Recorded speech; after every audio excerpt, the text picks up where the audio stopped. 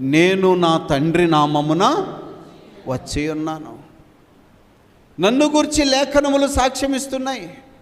మోషే ధర్మశాస్త్రము సాక్ష్యమిస్తుంది. పాత నిబంధన ప్రవక్తలు సాక్ష్యమిస్తున్నారు.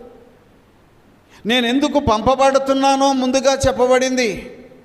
ప్రసవ వేదన, మానవులను రక్షించుటకు రక్షకుడికి వచ్చాడు. రక్షించుట అంటే తిరిగి జన్మింపచేయుట కనుక ఒక జనాంగాన్ని ప్రసవించడానికి ఆయన వచ్చాడు. అర్థమైందండి? ప్రసవ వేదన.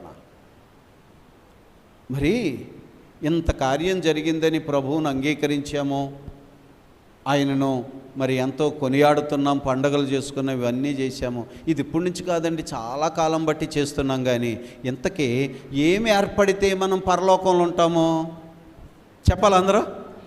దేవుని స్వరూపము, పైపోలిక దేవుని